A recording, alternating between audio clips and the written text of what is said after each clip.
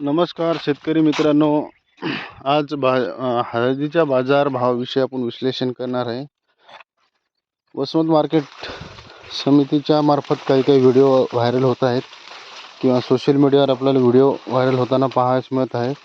हळदीचे रेट 27,000 ते 13,000च्या दरम्यान असे दाखवत आहे.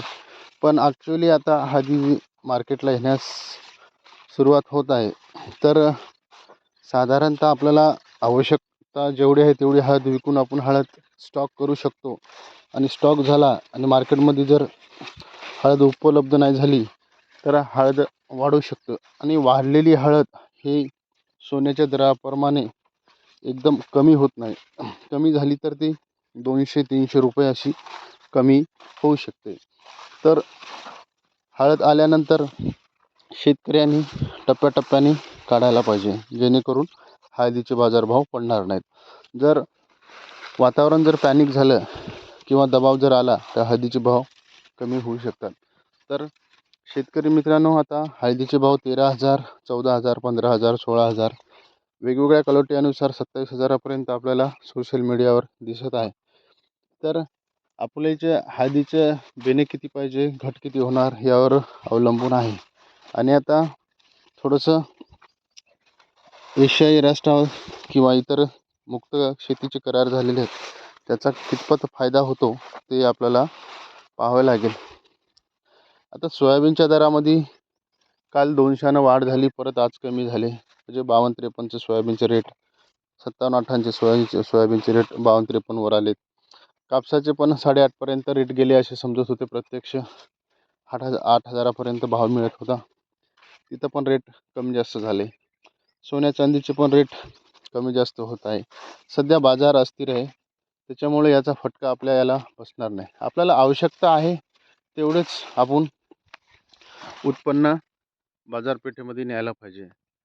मित्रांनो, एक कळकळीची विनंती आहे की तुम्हाला ताजे अपडेट मी देत असतो, तर नक्कीच चॅनलला सबस्क्राईब करा. पाहिजे तेवढे सबस्क्राईब होत नाहीत. व्हिडिओ 2 ते 3 हजार लोक पाहतात आणि सबस्क्राईब मात्र फारच कमी होतात.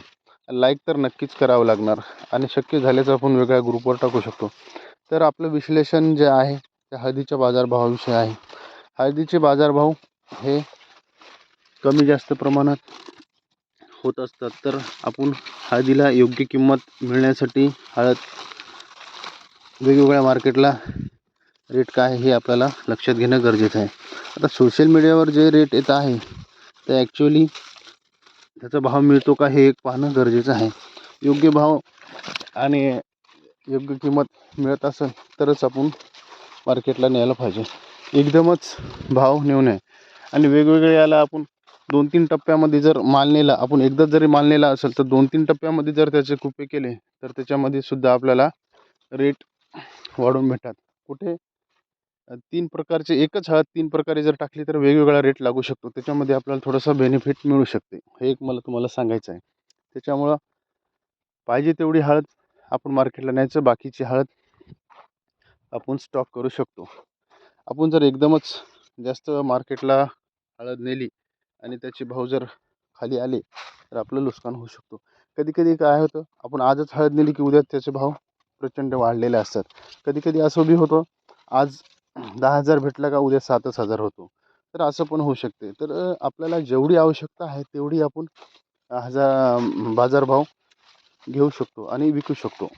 आपण जसं बँकेमध्ये एफ डी करतो पैशाची, तसंच हळदीची पण एफ डी करायला पाहिजे. किंवा आपण पैसे आवश्यकता नसलं तर गोडाऊनला फार माल नाही आहे सध्या गोडाऊनला, तर आपण ते गोडाऊनला सुद्धा टाकू शकतो. हे या व्हिडिओच्या माध्यमातून सांगायचं आहे. सोयाबीनची पण स्थिती झालेली आहे सध्या. आता सोयाबीनचे बाजारभाव दबावामध्ये आहेत, हरभऱ्याचे भाव दबावामध्ये आहेत, कापसाचे भाव दबावामध्ये आहेत. तर सांगायचं हे, तर योग्य वेळी आपण त्या गोष्टीचा अवलंब करून बाजारपेठेमध्ये आणायला पाहिजे. जागतिक बाजारपेठामध्ये सध्या अस्थिरता झालेली आहे. सोने चांदी, लोखंड, तांबं जास्त बरेच मार्केट आता अस्थिर होत आहे. आता येणाऱ्या काही दिवसामध्ये लगन सराईचे सीझन सुरू होणार आहे. सध्या काही देशामध्ये महोत्सव चालू आहे, सुट्ट्या आहेत. त्या हिशोबानं आता मार्केटचं पण आढावा घ्यावा लागते. आता आपल्या इकडं थोडंसं आता हरभरा काढणीचं प्रमाण आणि हळद काढणीचं प्रमाण सुरू होते. तर शेतकऱ्यांना बाजारपेठेमध्ये माल कमी प्रमाणात नेतात. आता सध्या येणाऱ्या महिन्याभरामध्ये शेताची कामाची लगबग चालू असते. तूर काढणी, हरभरा काढणं. तर मार्केटमध्ये माल कमी प्रमाणात जाते. त्यावेळेस माल रेट वाढू शकतो. हळदीचे बी रेट वाढू शकतात. हे पण वाढू शकतं. कारण की आता साधारणतः 1 महिना हा हरभरा काढणे, आपलं तूर काढणी, हळद काढणी, कापसाचं पराठ्या उपटणे असे कामं चालतात. त्याच्यामुळे इथं पण आपल्याला त्या संधीचं लाभ घेऊ शकतो. आणि मार्च एंड आहे. येणारा आता फेब्रुवारी मार्च एंडमध्ये इंडस्ट्रीमध्ये माल कमी असला तर ते खरेदी करतात आणि जास्त माल असला तर त्याला थोडा स्टे देतात.